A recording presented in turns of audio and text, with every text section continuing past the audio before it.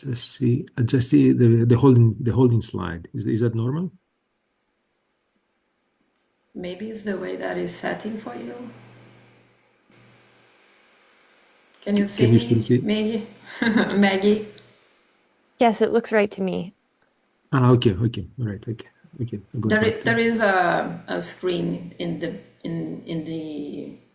bottom, and you can select how you can see your Okay. screen. Now I can see you, Daniel. That's all good. Thank you. Okay. So good morning, good afternoon, good evening, everyone. My name is Daniele Magalhães. I'm the Senior Project Director at the Global Consortium on Climate and Health Education at Columbia University in New York. And I would like to welcome all of you to our second course in the Western in the Western Pacific region. This course we will talking about how to strengthen and to create a climate resilient and sustainable health systems in the Western Pacific. And we are delighted to have so many participants in this course. We have more than 1,000 registrants, and this shows how people are committed in the region to build a resilient and also a sustainable health systems. And for those who are new to our program, the Global Consortium on Climate and Health Education that we call GCCG, we are a global network. We have more than 400 members, academic and schools all around the world who are offering climate and health education. And we have many programs and trainings together with our partners and other institutions to strengthen the capacity and the knowledge of health professionals and institutions to be able to identify and respond to the climate impact on health. For this course, we will have closed captions, and if you want to have this, you need to click in the link in the chat. We also have Mandarin. You can select, when you open the window, you can select the language that you prefer, English or Mandarin. And I really would like to thank you all our partners that collaborate to build and to develop this course together. Here's the list of all of our partners. And I also would like to thank all the speakers who will be participating in this course and all of you to be here with us. And to start, I would like to invite some of our partners and developers to give an opening remarks. And so I would like to invite Dr. Sandro de Mayor. He is the director and head of the WHO Asia Pacific Center for Environment and Health in Seoul, Republic of Korea. And then we will have a recording for Dr. In Zhang. Dr. Sandro, over to you. Thank you.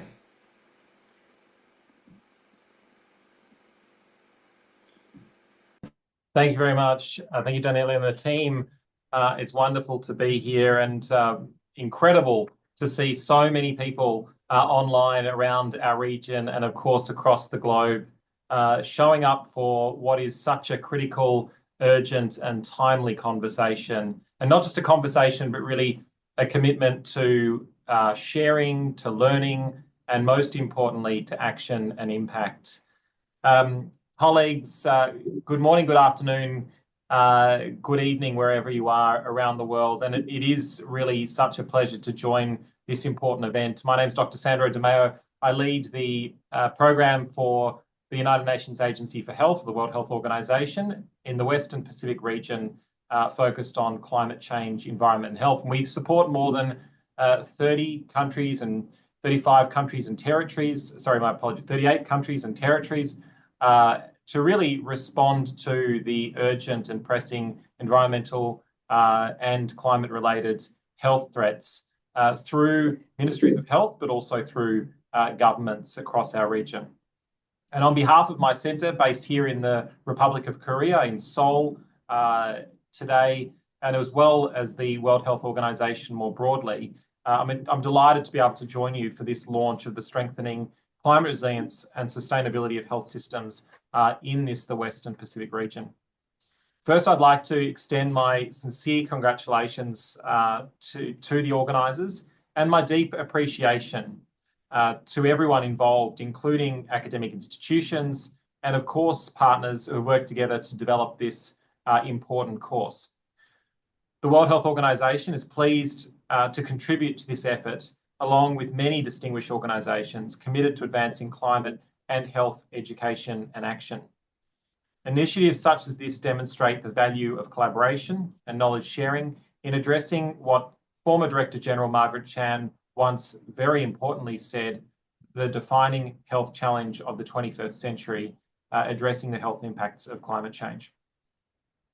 We know that the Western Pacific region is very much on the front line of climate change. About 2.2 billion people live in our region, 1/4 of the global population. 2/3 live on the coastline. We know that since the turn of the 21st century, since the year 2000, more than almost 50% of deaths year on year from extreme heat happen in our region. We know that if countries were able to bridge the gap between what WHO recommends in terms of health when it comes to air quality and what populations breathe across our region, if we're able to close that gap, over 1 million lives would be saved each and every year. We also know that as sea levels rise, more than 2/3 of health systems and healthcare facilities in the Pacific sit less than 500 metres from the coastline, highly vulnerable to changing disease patterns, changing weather patterns, extreme weather events, and sea level rise. Across our region, though, we see that climate change is not felt equally. It's a highly diverse region, and the impacts of climate change cut deep at issues of equity when it comes to health. Our region is diverse, and communities are experiencing severe and frequent climate health hazards today, including tropical cyclones, floods, droughts, heat waves, bushfires, and of course, as I've already mentioned, rising sea levels. These events are already affecting the health and well-being of populations across different geographies, different cultures, different settings, and even across generations. They're disrupting essential health services and placing growing pressure on our already fragile and often overwhelmed health services. At the same time, the region is rich in innovation, and this should not be forgotten. It's rich in resilience, and most importantly, in an increasingly polarised world, it's rich in leadership. Countries and communities are developing local solutions that draw upon the best possible scientific evidence, traditional knowledge systems, and strong community networks. These experiences provide valuable lessons not only for our region, but a region that can, is, and must be a global leader when it comes to climate and health. For the World Health Organization, strengthening climate resilient and environmentally sustainable health systems remains a key priority for us, for our member states, and for their ministries of health. Through our work with member states across the region, we've seen increasing demand for practical tools, technical expertise, and workforce capacity to help prepare health systems for climate-related risks while supporting broader sustainability goals. This is reflected in the rapid uptake and expansion of the Alliance for Transformative Action on Climate and Health here in the Western Pacific region, or as we know it, ATTACH. But this is also why educational initiatives such as this course are so timely and important. The transition towards climate resilient and sustainable health systems requires more than policy commitments and targets. It requires people with the knowledge, skills, and leadership, people like you, to translate those commitments into action. Health professionals, hospital managers, planners, emergency responders, engineers, lawyers, teachers, partners, hospital administrators, sustainability officers, and public health practitioners. Everyone has a critical role to play. Over the next 10 weeks, participants will have the opportunity to learn from leading experts and real-world case studies from across the Western Pacific and beyond. And I'm particularly pleased that the course places a strong emphasis on solutions that are locally relevant, culturally appropriate, and most importantly, equitable. Climate change affects populations differently, and our responses must reflect the unique circumstances and priorities of the communities that we serve throughout this region. Today's session provides an important foundation for the weeks ahead. It will help you all to better understand the climate and health challenges facing the Western Pacific region and explore how resilient health systems can protect communities from current and future risks. I'd like to thank today's speakers for sharing their expertise and helping us to begin this journey together, and I myself look forward to learning from you all. Your experiences and their experiences and insights will undoubtedly enrich our collective understanding of the opportunities and the very critical challenges that stand before us. To all participants online, all more than 1,000 of you that have signed up, thank you for your commitment and engagement. Your participation demonstrates a shared recognition that protecting health in a changing climate requires collaboration, continuous learning, humility, and collective action. The World Health Organization looks forward to continuing to work alongside institutions and member states to support climate resilient and environmentally sustainable health systems across the Western Pacific and beyond. I wish you a very successful and inspiring 10 weeks ahead. And again, thank you very much. Thank you so much, Dr. Demaio. Thank you for these encouraging remarks, and thank you also for this partnership in developing this course. Now we have a recording from Dr. Ying Zhang, who is a professor of global health and climate change at the University of Sydney. She's also the director of our hub in the Western Pacific. Maggie.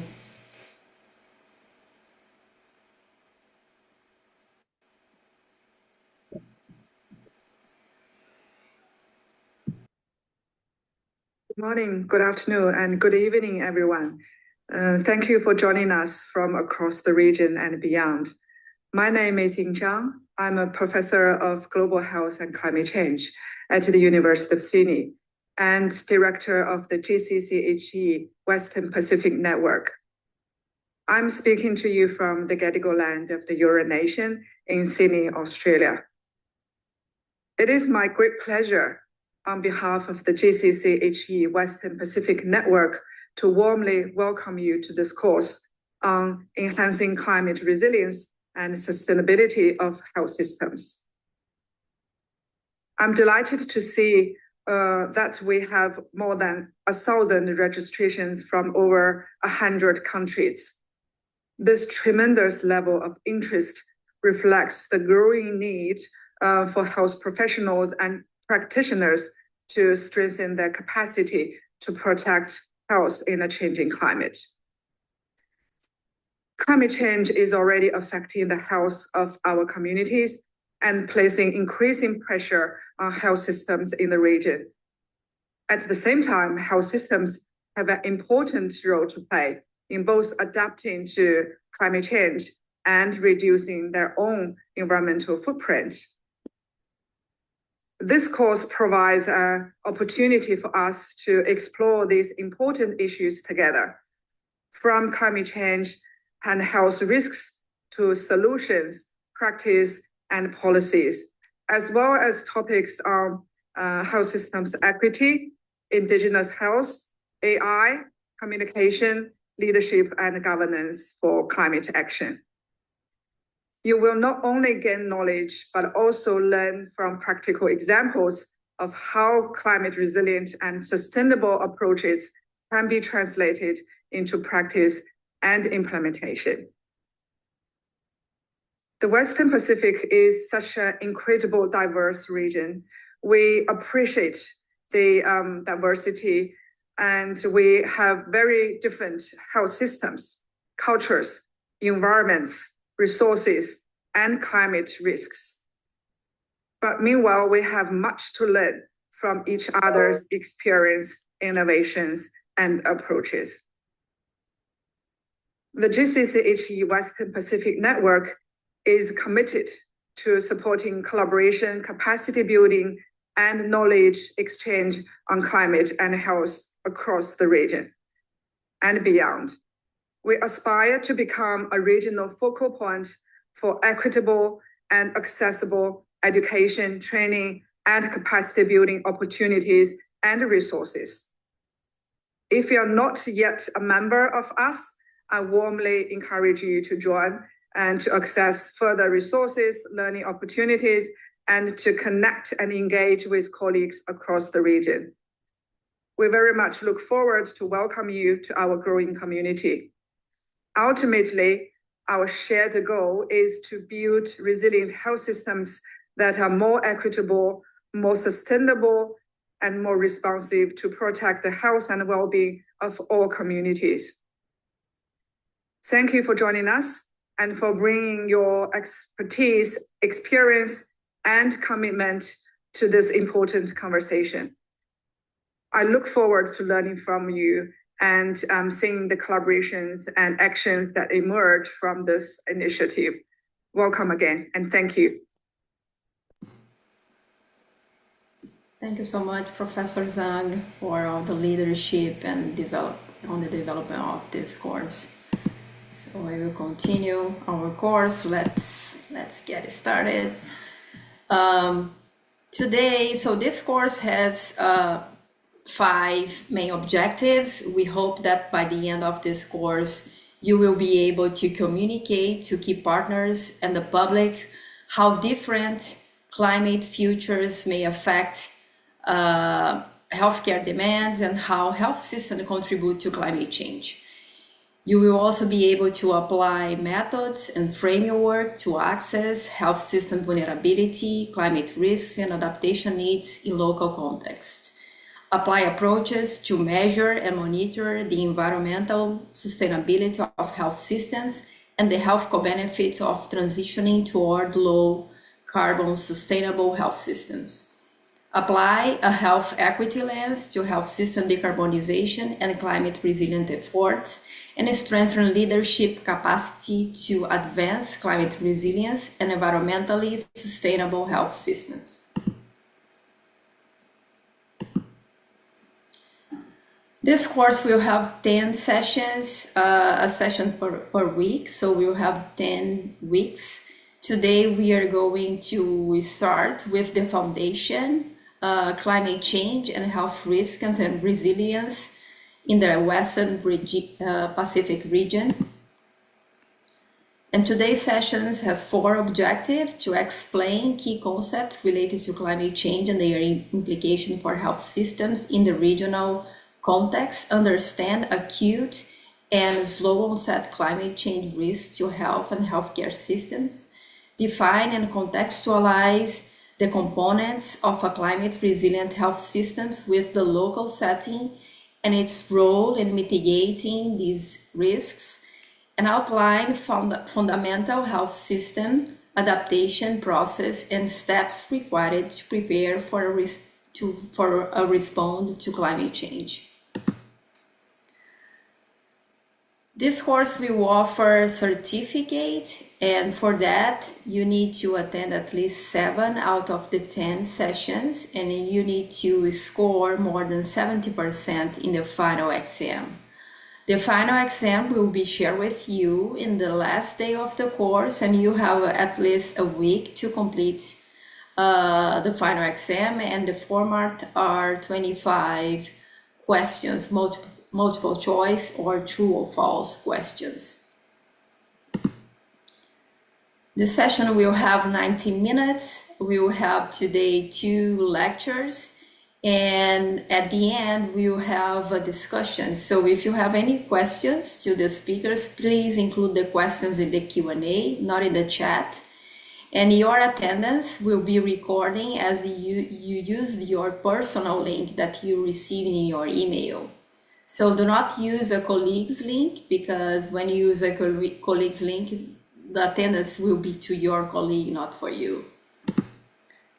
And in case you haven't yet, we have a WhatsApp group, and you can scan the QR code here. The link will be also in the chat. And for the folks who are in China, you can also participate in our WeChat, and where we are going to share all the course materials and slides and extra resources. So I really encourage you to be part of this network.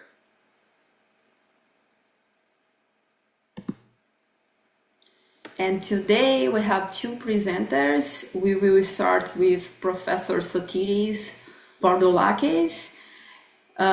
He's the director of the Healthy Environments and Lives National Research Network and a professor of environmental and public health at the University of Canberra. He has more than 25 years of experience working at the intersection of climate change, environmental health, and public health. He has advised governments and international organizations, including the WHO, the United Nations Environment Programme, the European Parliament on climate change and health, air pollution, extreme events, sustainable development, and public health. His research spans through Europe, Australia, Africa, Asia, and the Pacific. So thank you so much, Professor Sotiris. The floor is yours. Thank you. Thank you so much, Daniele, and congratulations for this amazing series of lectures and the course. I think it's a huge success for the initiative. I can see there are more than 500 people online. I would like, first of all, to thank you for inviting me and extend my appreciation and congratulations to your team. It's an honor to be on the stage with Tina Newport, Dr. Tina from Aurora, New Zealand, and also with Dr. Sandro De Maio from WHO. And I extend my thanks to Professor Xin Yang from the University of Sydney. I will share my slides. So I hope you can see the slides on the screen. Yes, we can see it. Thank you. So I will give a foundational lecture for the course. I will talk about climate change, health risks, and resilience, with specific reference to the Western Pacific region. I will also give a brief introduction to the HEAL Network, the Healthy Environments and Lives Network, which started as an Australian initiative, but it's now much more than that. It covers substantial parts of the Asia and the Pacific, and it's gaining momentum as an international initiative. I would like, first of all, to acknowledge the traditional custodians of the lands where we call for and join this course.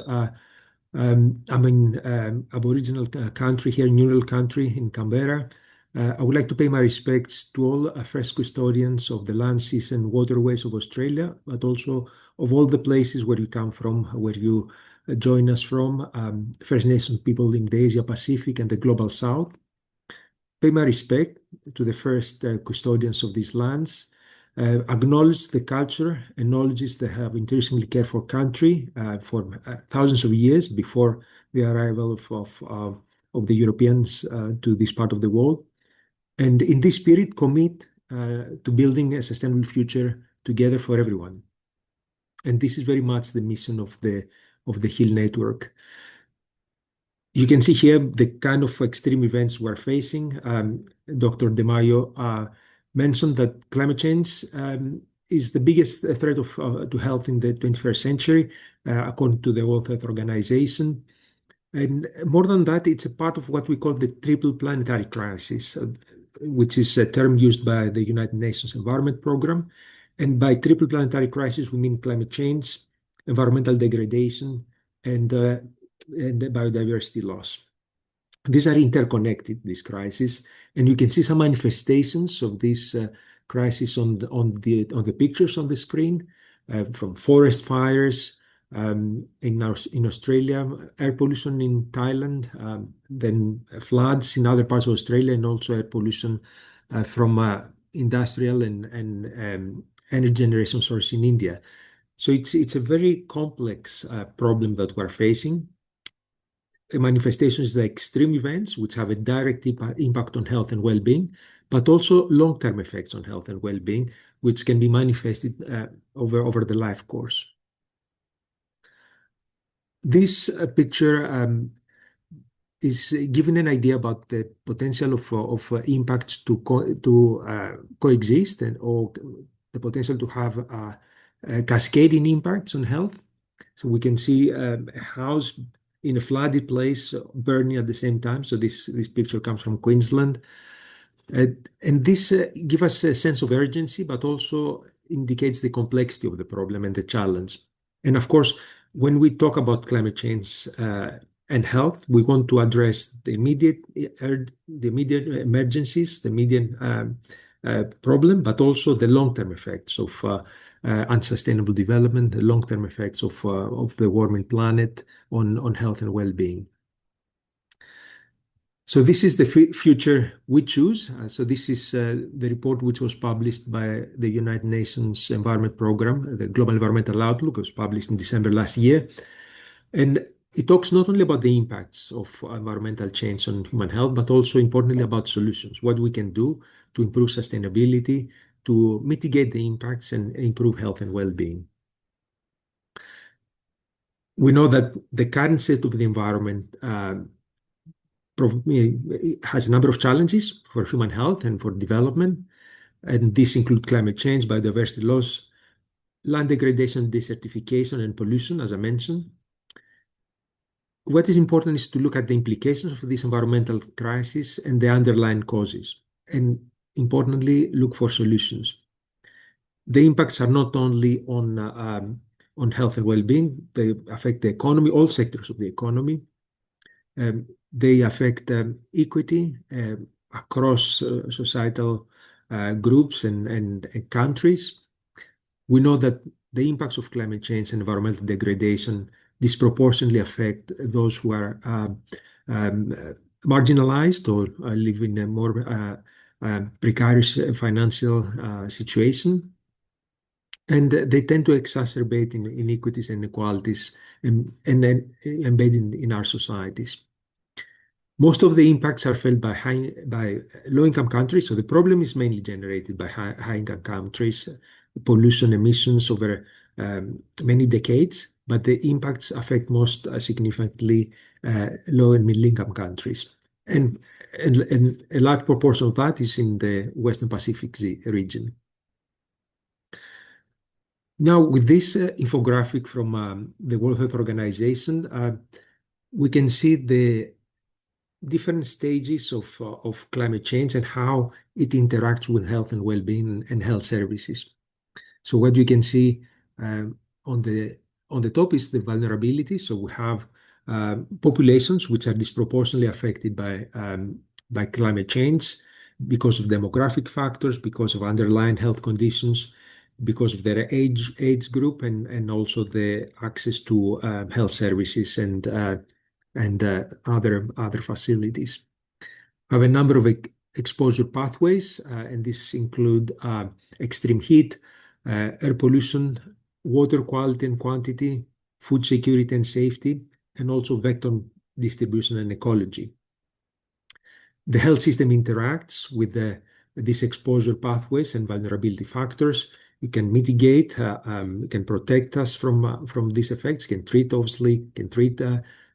of the health outcomes, but importantly, can provide prevention and minimize the risk of exposure to these extreme events and environmental challenges that we're facing.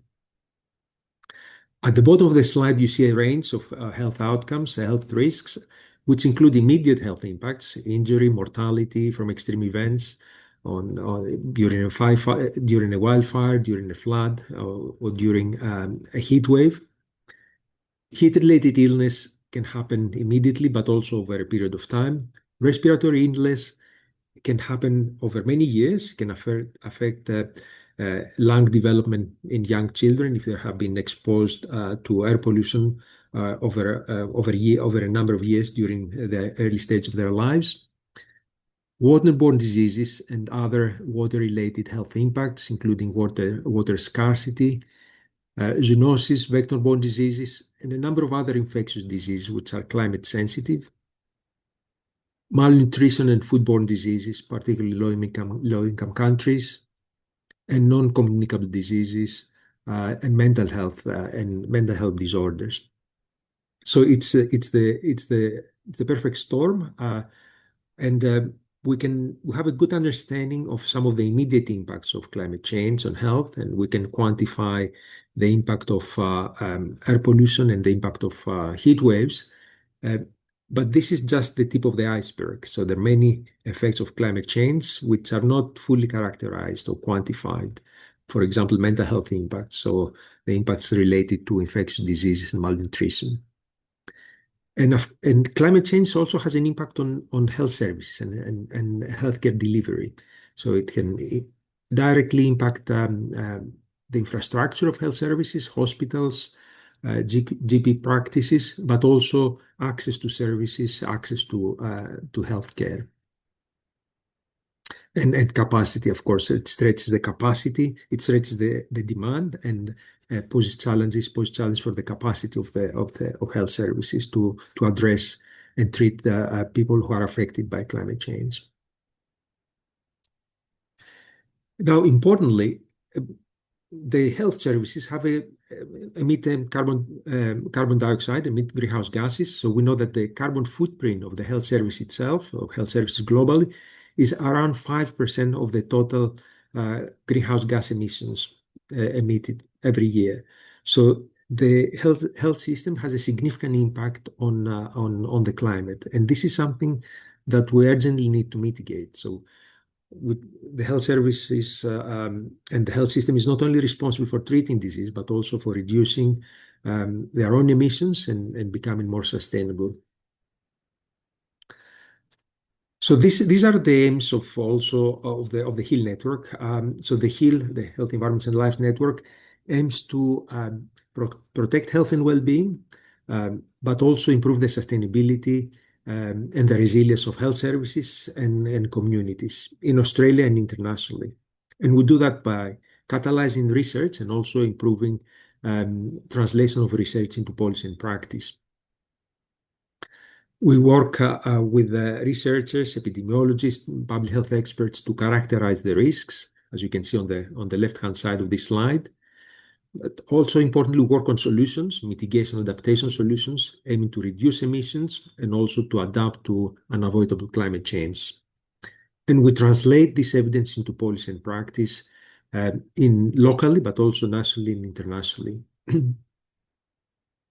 The HEAL network covers a number of topics, a number of themes that you can see here on the slide, focusing on at-risk populations and life course solutions, biosecurity and emerging infections, extreme events, including bushfires, air pollution, and heat waves, data and decision support systems, food, soil, and water security, health systems, resilience, sustainability, indigenous knowledge systems, rural remote health, science communication, and urban health in the built environment.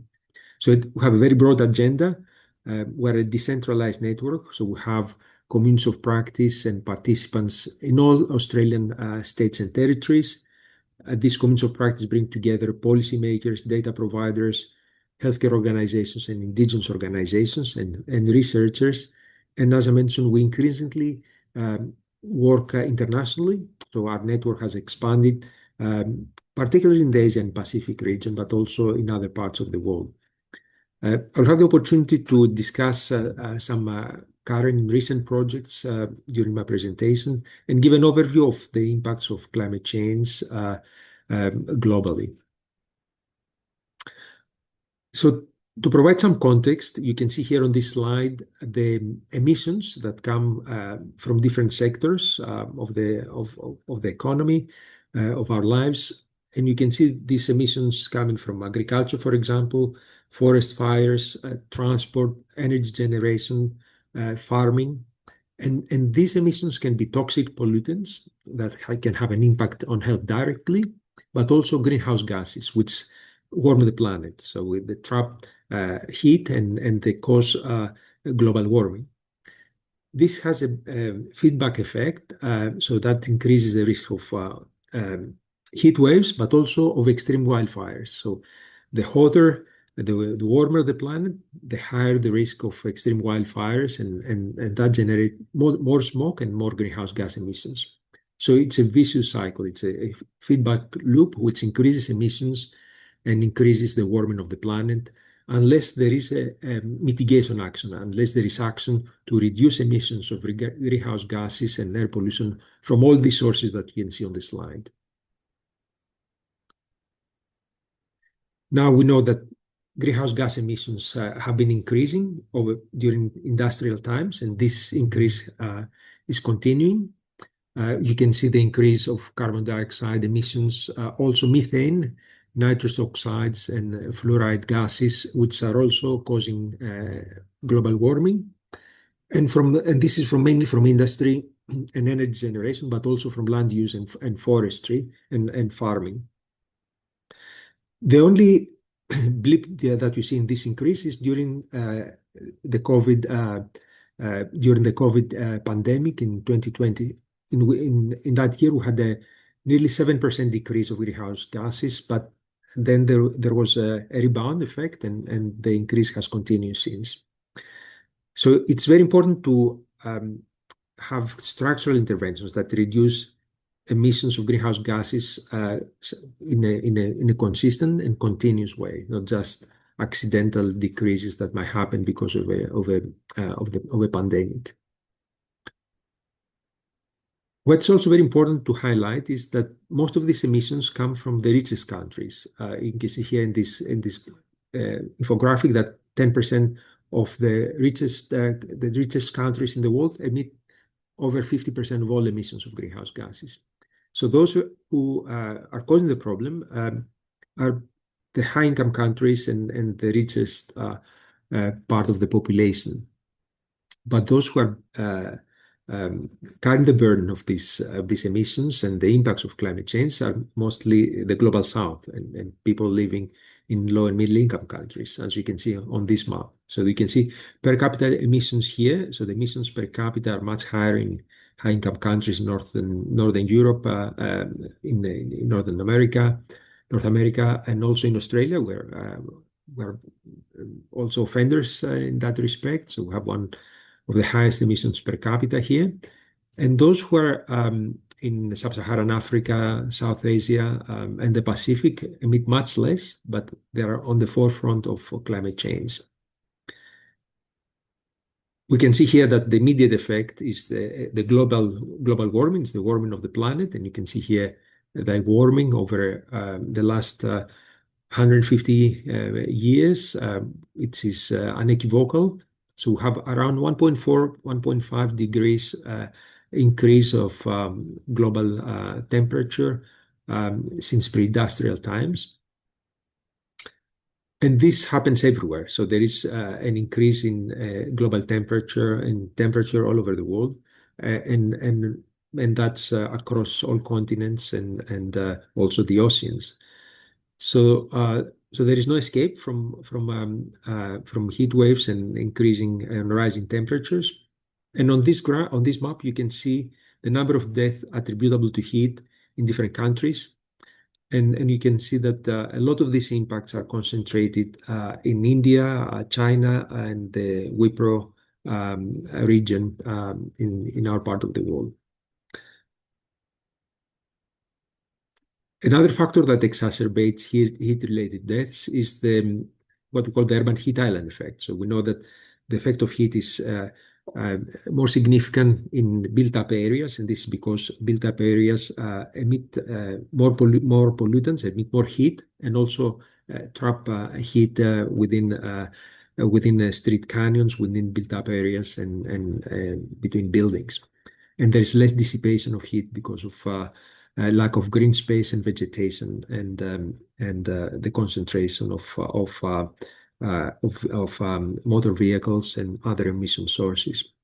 So overall, cities are suffer more from overheating, and this is obviously there is a strong argument for green space increasing green space in urban environments, which can mitigate heat and protect the urban population.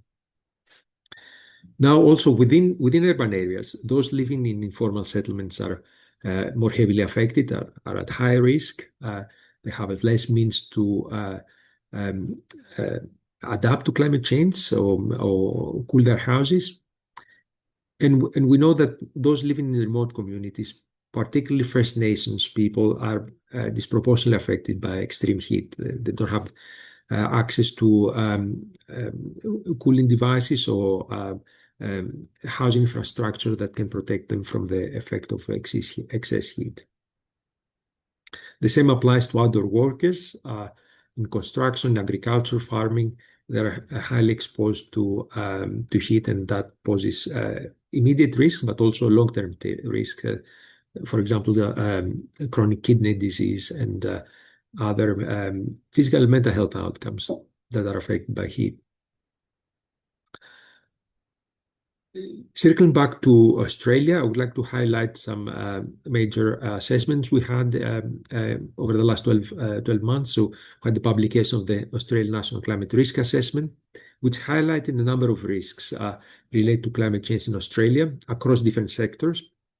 This is a very comprehensive report, and I won't have the time to go into detail, but I would like to highlight here some of the risks we are facing in Australia, including extreme heat and the increase of all the changes in the patterns of vector-borne diseases, including dengue, malaria, and Rose River viruses affecting different parts of the continent.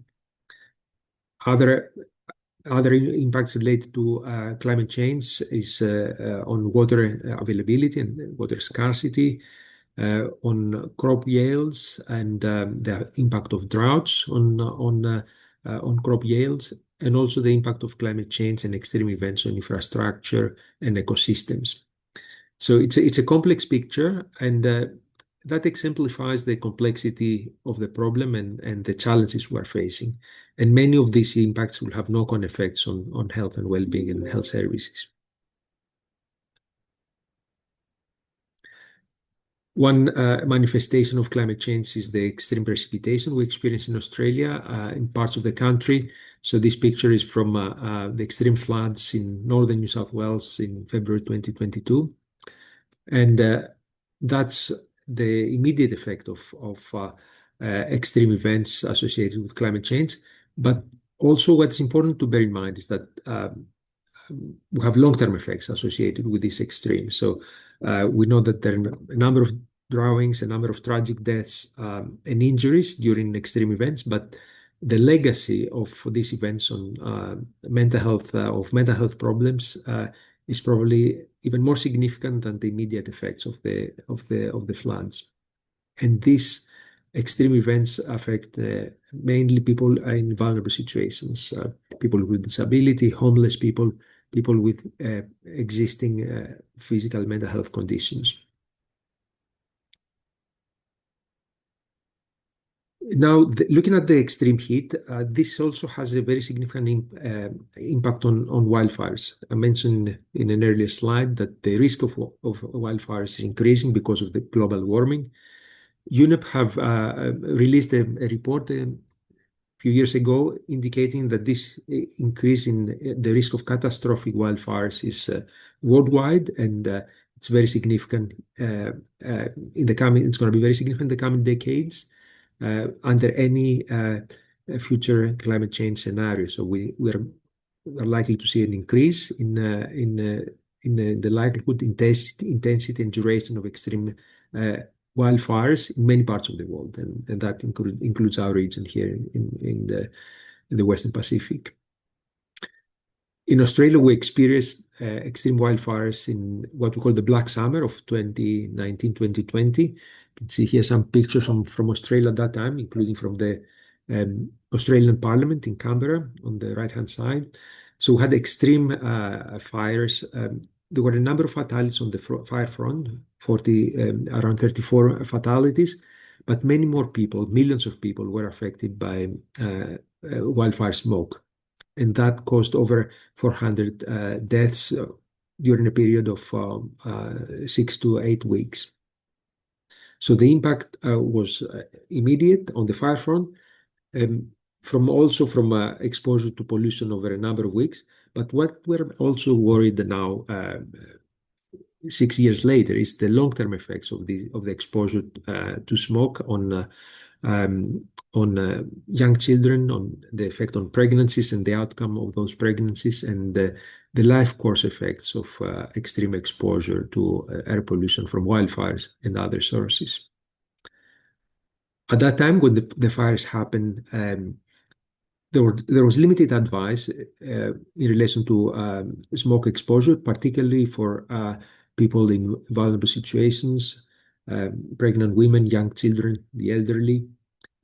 Some of the advice was impractical, and this is where we stepped in and provided more targeted advice to different population groups, including people from linguistically and culturally diverse communities, First Nations, and also people with existing health conditions. You can see here some infographics we produced at the time in collaboration with Asthma Australia, targeting different population groups and also providing some practical advice aiming to reduce exposure to wildfire smoke. Also, importantly, what we highlighted was the benefit of implementing some cultural burning methods for reducing the risk of wildfires. So the Aboriginal and Torres Strait Islander people have used methods of cool burning in Australia over thousands of years to reduce the risk of extreme wildfires. So this combination of Western science with traditional knowledge is very powerful, especially when we look for practical solutions and place-based solutions of adaptation to extreme fires and extreme heat waves. Now, I would like to move to a different part of the region and highlight a couple of projects we have in Southeast Asia, focusing on climate change, wildfire smoke, and health.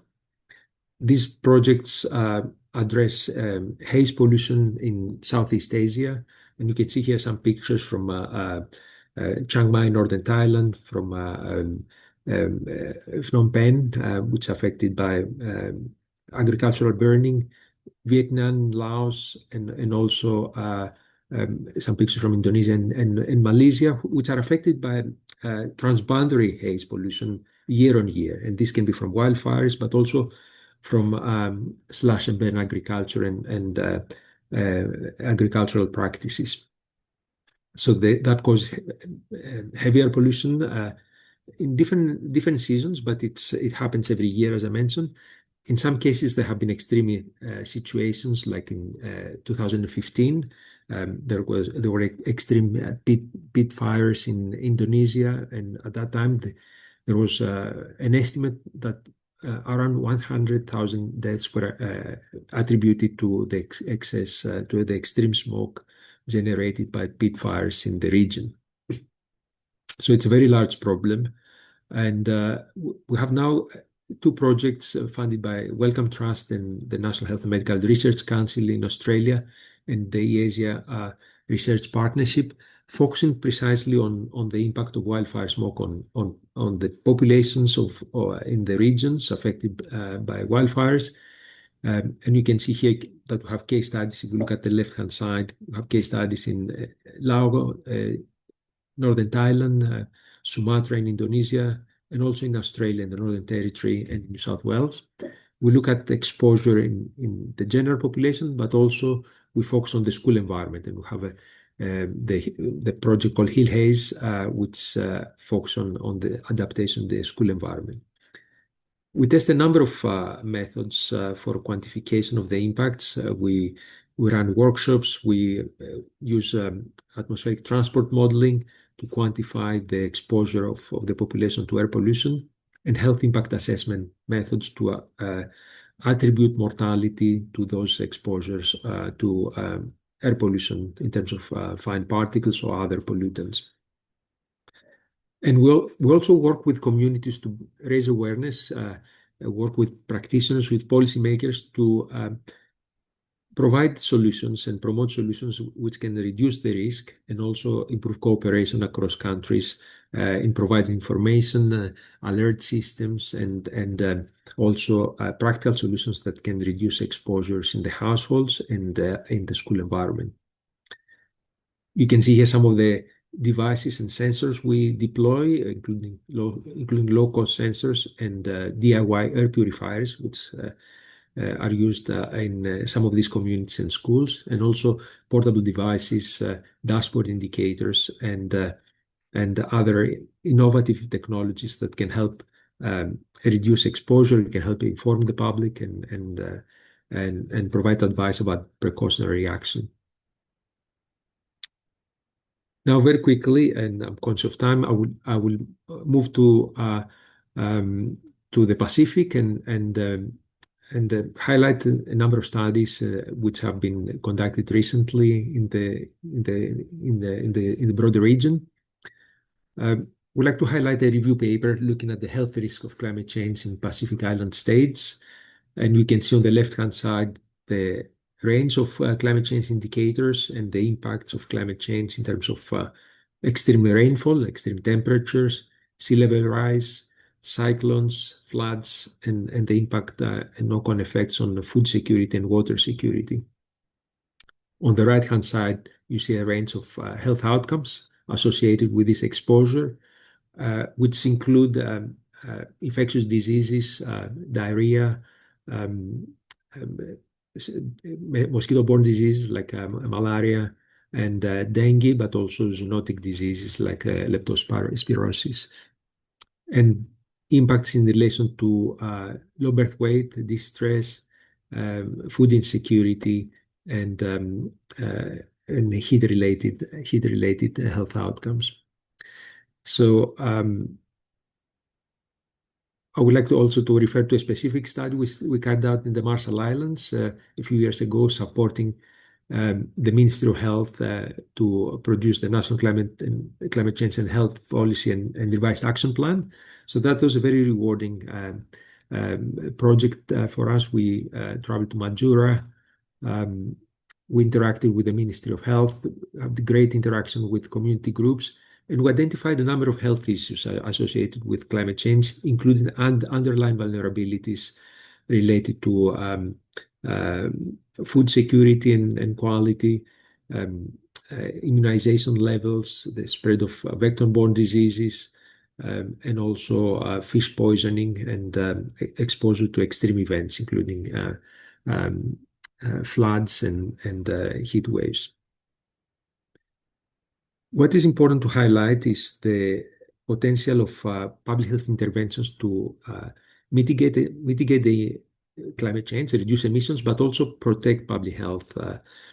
And what I've put in this slide is some of the interventions which were included in the action plan for the Republic of the Marshall Islands, and that included clean energy, water harvesting, but also basic immunization programs which aim to reduce the prevalence of tuberculosis and other infectious diseases. Measles is a big one, but also programs aiming to reduce mosquito breeding sites and reduce the risk of vector-borne diseases, which are exacerbated in many cases by climate change.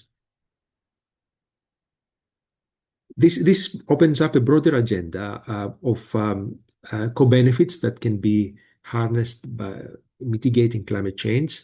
And what you can see on this slide is a number of actions in the urban environment, in the built environment, which can reduce greenhouse gas emissions and provide direct benefits to public health. And these include active travel, meaning walking and cycling instead of using motor vehicles, the electrification also of the vehicle fleet, improved diets, rooftop solar, clean energy, access to green space, access to primary health care.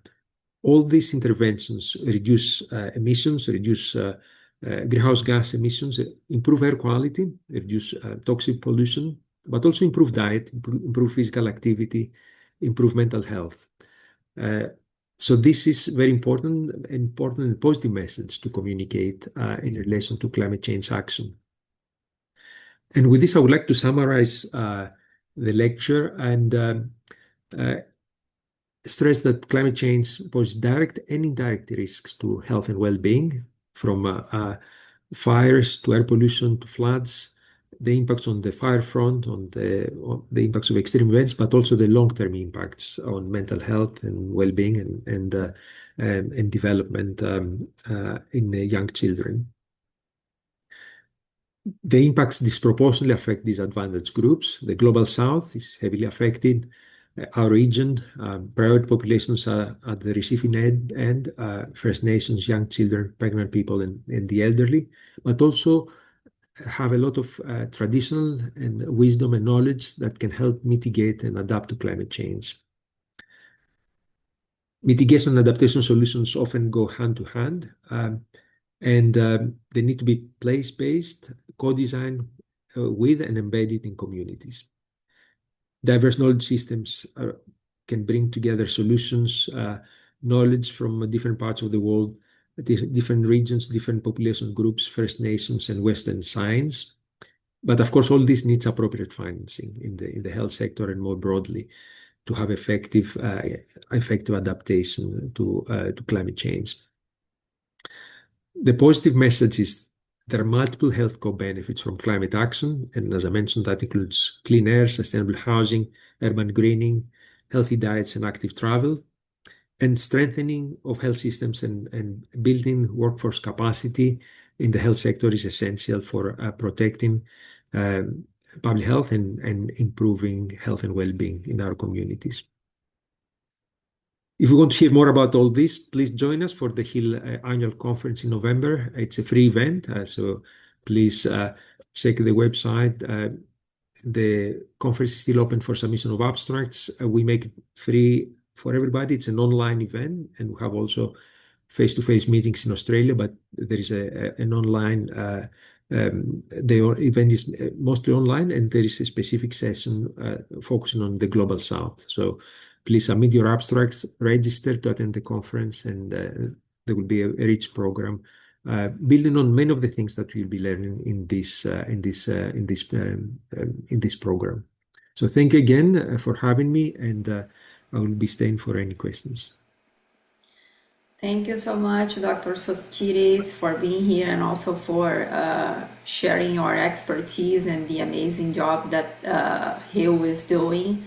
And to set the scene of the impacts of climate change in the Western Pacific and how this is impacting on health and some measures that can be done to reduce the risk and to adapt better and so reduce the demand on the health systems and the healthcare.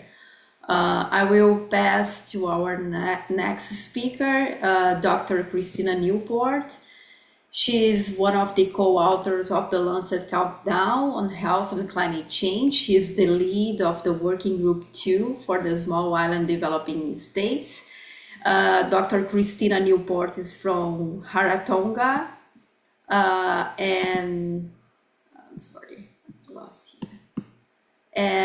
Mangaia in the Cook Island. She is the founder and the principal researcher for Arakairo Consulting, a research and policy consultancy company in the Cook Islands. She holds an honorary research fellowship in Pacific Studies with the University of Auckland, New Zealand. Her expertise and area of research include Pacific development, climate change, mental health, and immobility. She has experience in conducting large-scale multinational research projects, completing a 3-country climate change and health project and Pacific climate immobility project involving 7 Pacific countries and 17 communities. Thank you so much, Dr. Christina. The floor is yours. Just let me sort out sharing my screen with you. Where am I? Here we go.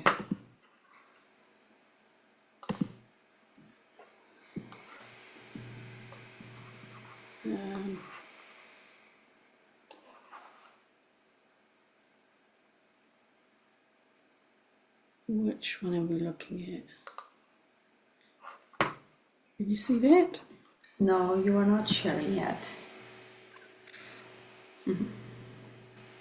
Yeah, it's going. Okay. Thank you.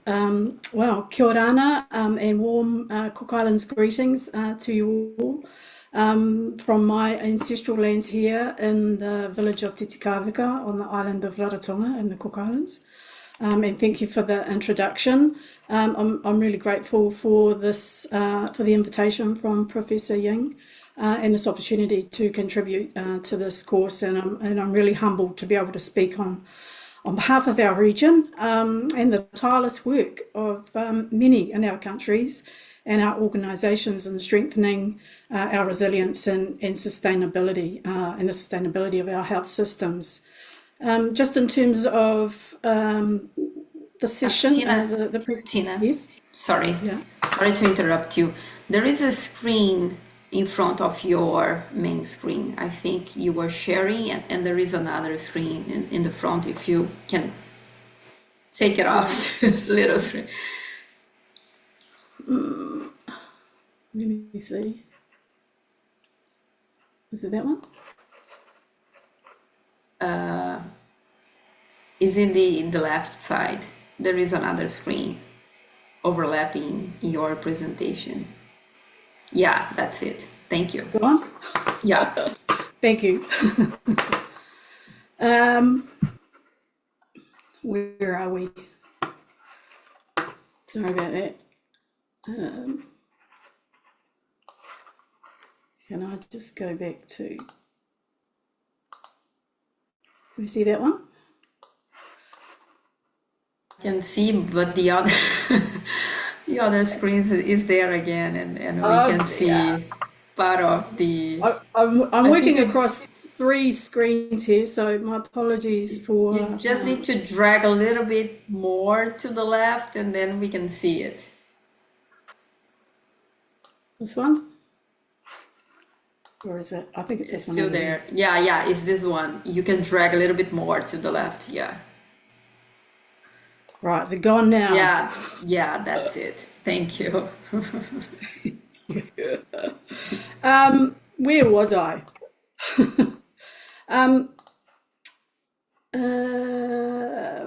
Just a couple of things about what I'm going to do. I'm going to firstly talk about the Lancet Countdown SIDS report and some relevant, I think, findings or information related to the Pacific SIDS. And then talk about the Cook Islands as a case study and some of the adaptation work that's underway and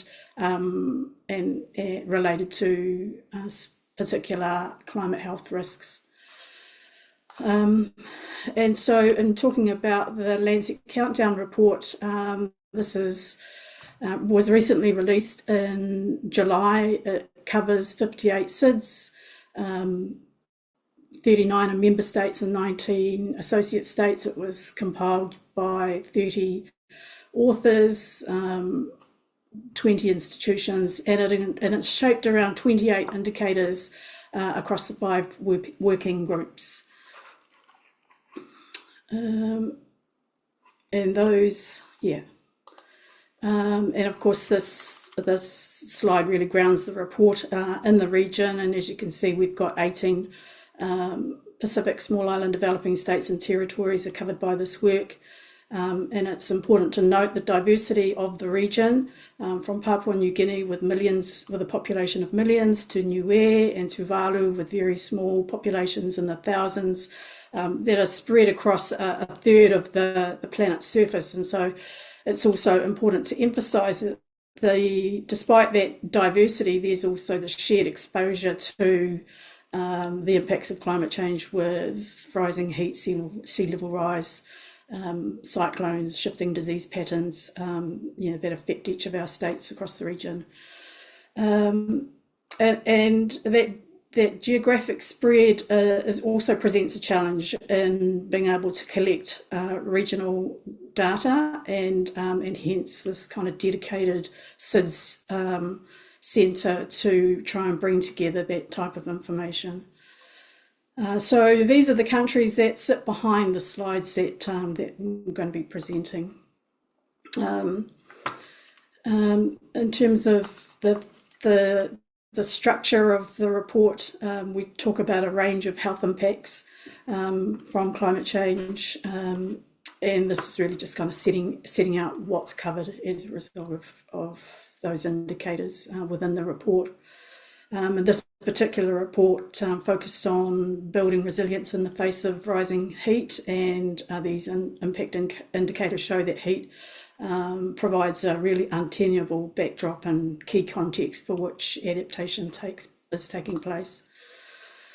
Indicator 1.1, heatwave exposure of infants and older adults.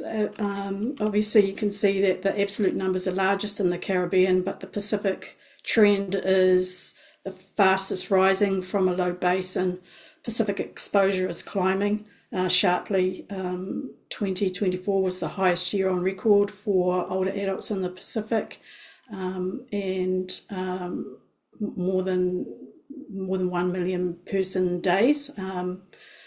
And for small populations means that even modest absolute numbers translates into very high share of vulnerable populations exposed. And so the question is really Pacific heat health early warning systems designed for infants and over 60, something for us to consider.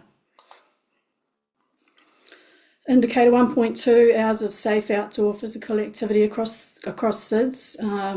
Health-threatening heat is eroding hours in which walking or jogging is safe, and across SIDS, potential hours of at least moderate heat stress while walking was 14% higher in 2024, and this makes it, really emphasises the non-communicable disease issue.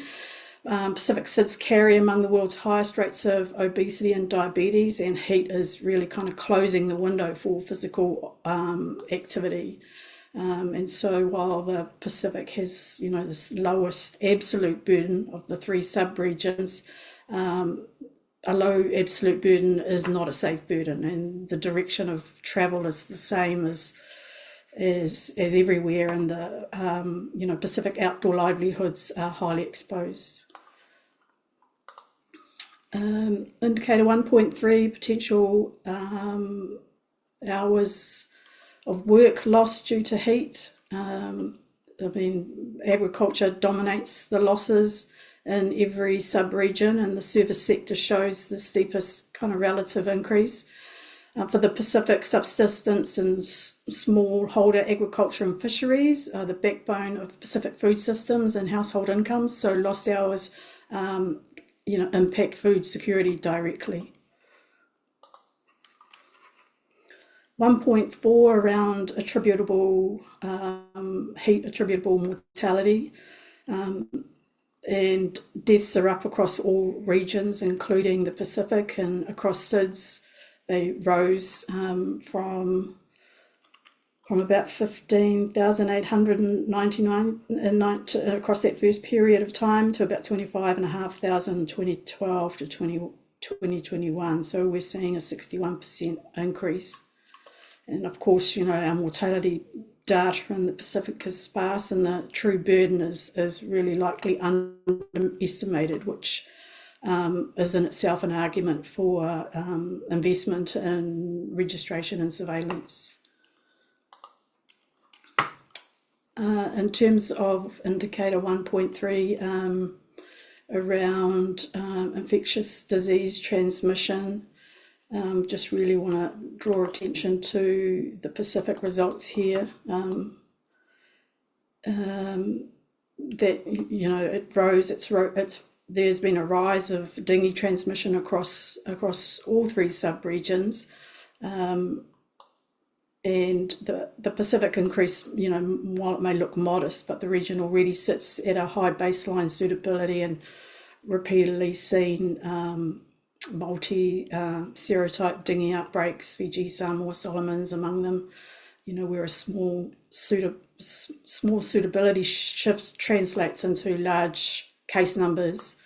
And, you know, it's really asking, you know, the need for sustained vector surveillance and outbreak response financing, not just reactive spraying after an outbreak, you know, when an outbreak begins. Similarly for indicator 1.3 around other mosquito-borne diseases with chikungunya and Zika, the Pacific has by far the steepest rise of any sub-region for both diseases, and the Pacific's, and this is the Pacific's single largest disease from the report. And I mean, it matters for the Pacific because, you know, as small, highly connected island populations with limited prior immunity means an introduced arbovirus can move through an entire community within weeks. And as we saw with the 2020, 14 and 15 wave of Zika and chikungunya.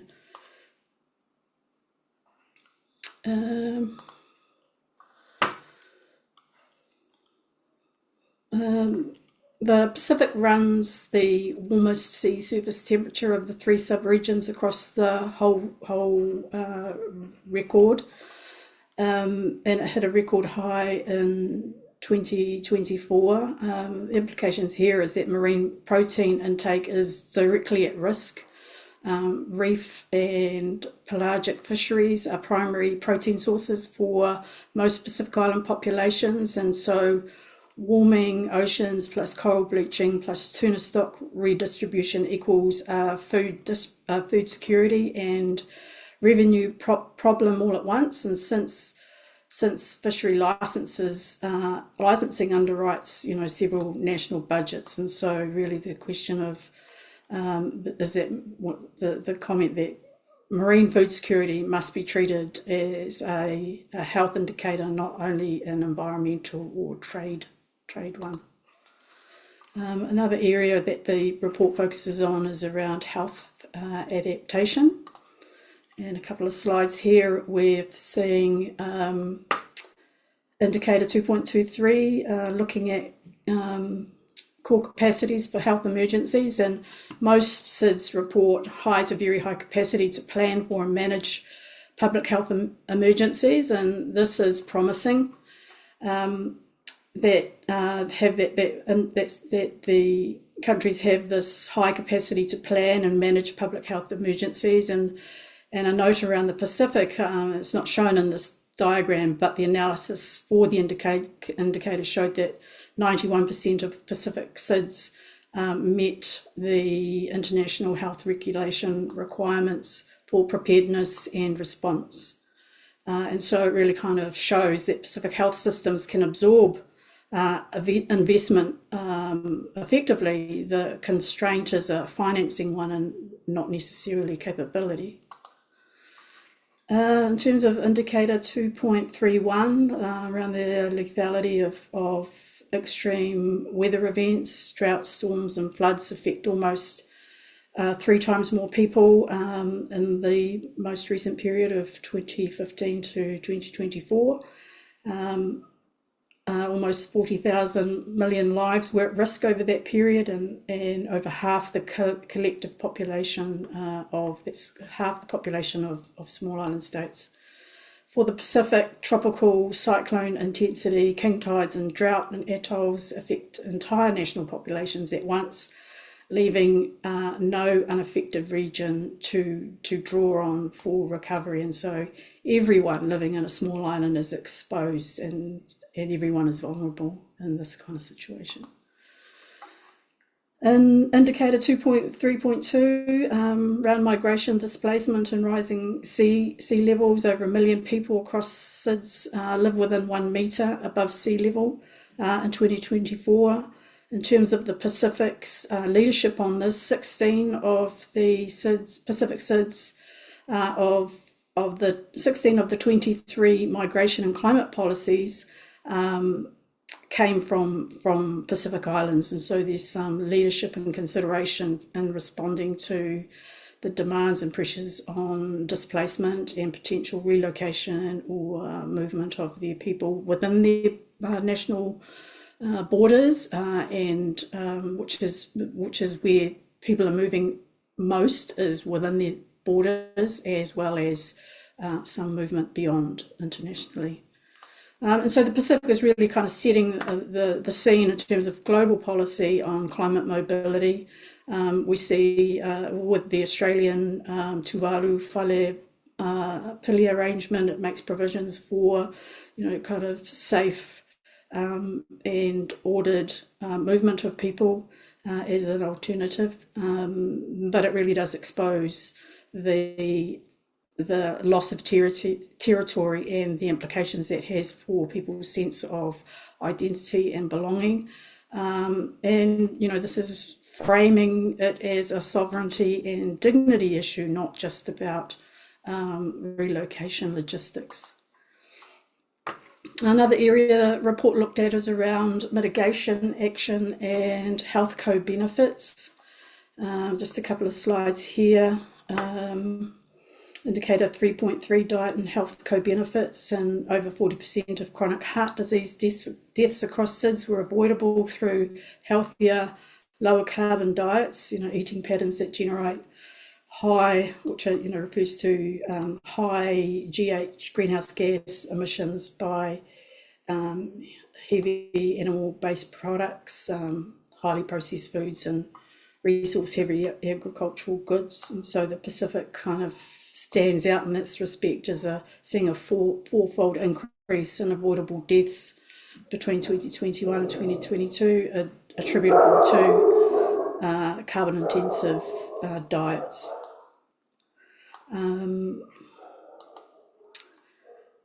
SIDS can, in terms of tree cover loss, we're seeing this increase in this loss of cover, and particularly 53% of that tree cover loss was from the Pacific. And this is due to development activities around logging and land conversion in the larger Melanesian states, with knock-on effects on watershed protection, landside risks and food gardens. Finance and economics is also another section or theme of the report, and not wanting to, because we don't want to end on a poor note with the data that we've presented, but the data shows that SIDS appear to underperform in terms of scientific research, and also Oceania, which includes our region. We're seeing only 91 peer-reviewed articles were published from the 58 countries, and so SIDS have the least publications and lowest publication rates, and this does present an opportunity to reduce the many research gaps in our region, and so support around being full publications to be able to elevate the issues is a critical undertaking for us. Indicator 4.2, climate and health financing. Health projects are among the least funded through multilateral mechanisms. 6.1 billion of 36 billion of costed SIDS needs should go to health adaptation. So it runs at about 1.4 billion a year against modelled annual costs of 5.1 billion. So under a third of what is needed is being provided. But having said that, in October this year, there's the pre-COP 31 will be held in the Pacific and Fiji, and the leaders meeting in Tuvalu, and so this provides a near-time window to push for health adaptation finance and the Belém Health Action Plan. And so, the ask really is for grants, not more loans, and a dedicated health window for financing. Which leads us into this case study, which I want to be able to talk to you about the Cook Islands. As you can see, it's we have a EEZ of nearly 2 million square kilometres and only a relative land mass of 240 square kilometres of land. So, we are an ocean state, and the ocean plays a significant role in our economy and livelihoods. We also have a population of around 14,000 people spread across the inhabited islands. So that presents some real challenges in terms of logistics, and given the geographical spread, logistics around transportation, communication, and delivery of services and goods. We are among the lowest global greenhouse gas emitters at 0.12%. Another key feature about the Cooks is that more than 100,000 of our people live in New Zealand and Australia. So I think that's a feature of our that's also needs to be considered. We're self-governing in free association with New Zealand, and so while there is connections between New Zealand and the Cook Islands, there's also a strong political will to maintain some sovereignty over domestic affairs and self-determination. We're also classified as an upper middle income economy, graduating from the OECD list back in 2020. Highly reliant on tourism, 70% of GDP comes from tourism, and obviously vulnerable to climate events and global travel disruptions, and of course recent fuel shortages or fuel pricing has also had an impact. And our energy and transport sectors are the main contributors to our greenhouse gas profile.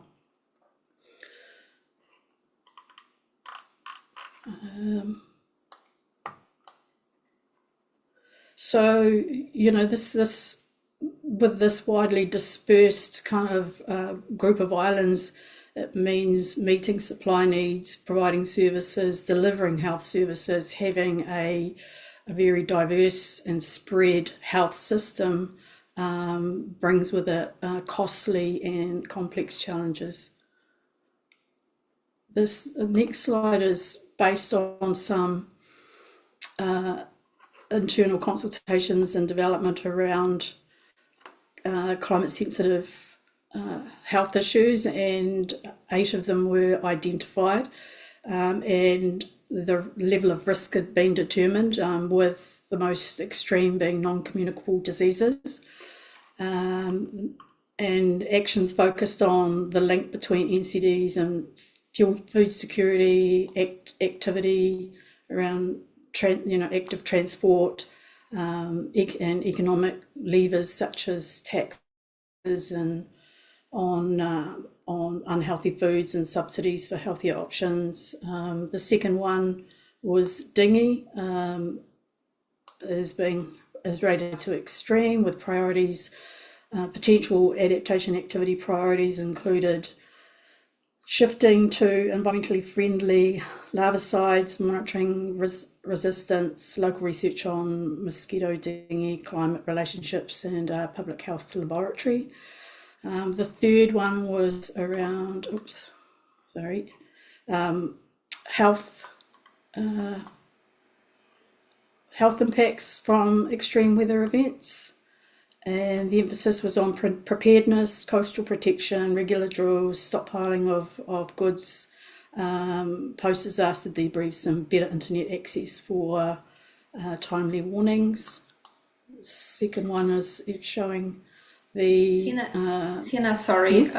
we are close to the end of this session. I appreciate if you could speed up a little bit so we can have at least one question at the end. Thank you so much. Sure.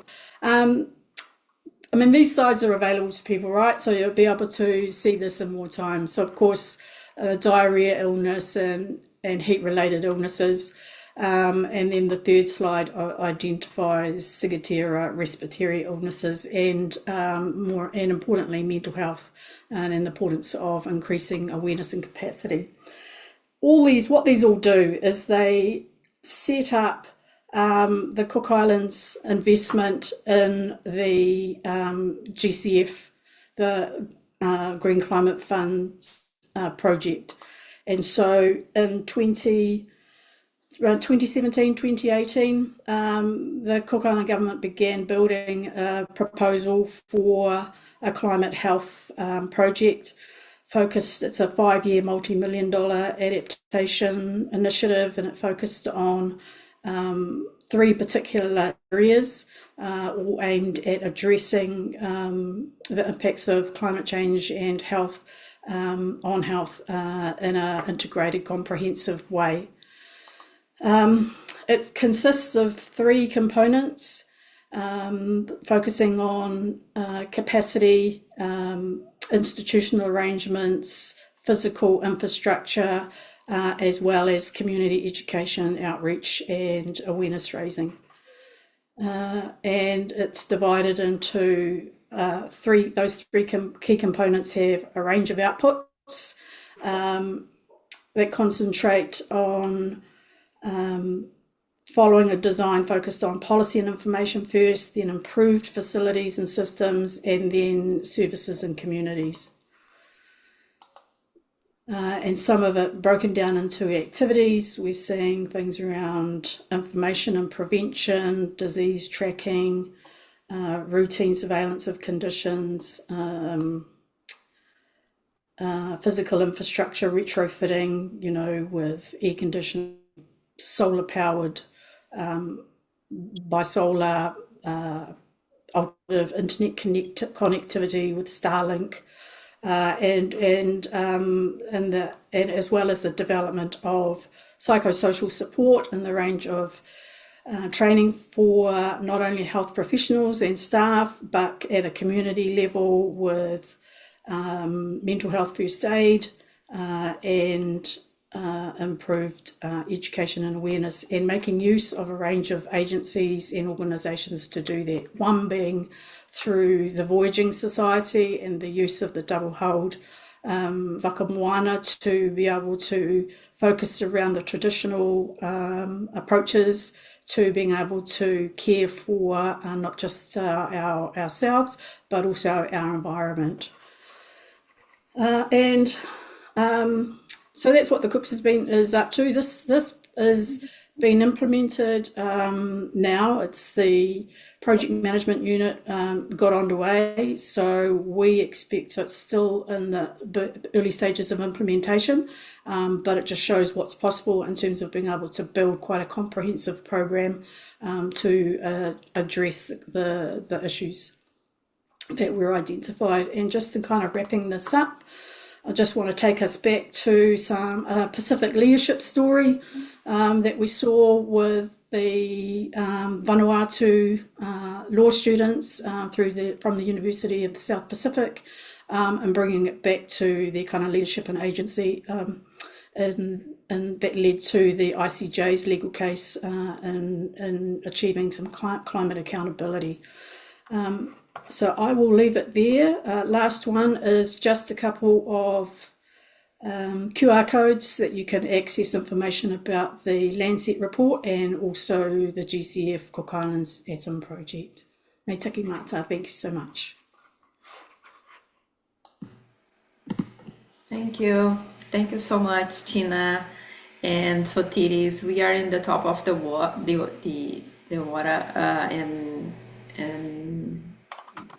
sorry, and I'm very happy with all this presentation. I think the participants were able to have an overview of the impact of climate change on health, and also to explore some context on the impacts of climate change. For example, justice, when we talk about small islands and in developing states. And I also, if you've never heard about the Lancet Countdown, I invite all of you to take a look. There are many different groups that studies different regions in the world. There is the global Lancet Countdown. And if you want to find any information or data about the impact of climate change on health, this is the best literature that we have today. And thank you so much. I think most of the questions that we have today we will be addressing in the next session, and I will give you a final message for the participants. And over to you first, Sotiris, and then Dr. Tina. Thanks so much, Danielle. Thank you, Tina. Fantastic presentation. I think it's so important to look into local solutions and leadership, and leadership from young people in the Pacific. So that's very inspiring.